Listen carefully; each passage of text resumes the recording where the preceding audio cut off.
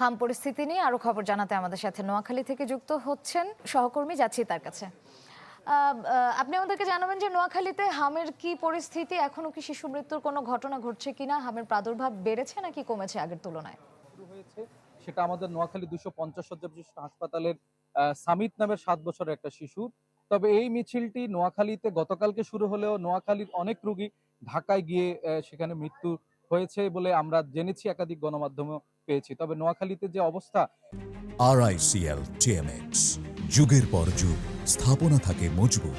সেটা অত্যন্ত নাজুক এবং এখানকার যে স্বাস্থ্য সেবা এবং হামের যে প্রকোপ সেটা একদম নাকাল অবস্থা বলছেন এখানকার যারা চিকিৎসা নিতে আসা মানুষজন। আমরা দেখছি যে এই যে 250 শয্যা বিশিষ্ট হাসপাতাল, তার যে হাম যে আইসোলেশন ওয়ার্ড রয়েছে, গত 24 ঘন্টায় সেখানে 25 জন শিশু ভর্তি হয়েছে।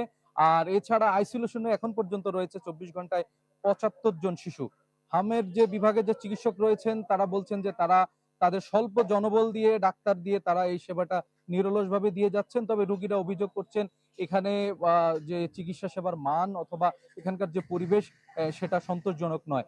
আমরা হাম ওয়ার্ডে ঘুরে দেখেছি, সেখানে পা ফেলার জায়গা নেই, কোনো তিল পরিমাণ জায়গাও সেখানে নেই। এই জায়গাটাতে যে মানুষজন মেঝেতে, ফ্লোরে কিংবা বারান্দায়, সিঁড়িতে তারা চিকিৎসা নিচ্ছেন, সেখানকার অবস্থা একদমই নাজুক। নোয়াখালীর এই হাম পরিস্থিতির উন্নতি কবে ঘটবে?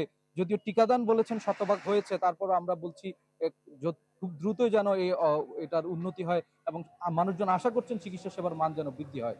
এই ছিল আমার কাছে সর্বশেষ। ধন্যবাদ হাসিব।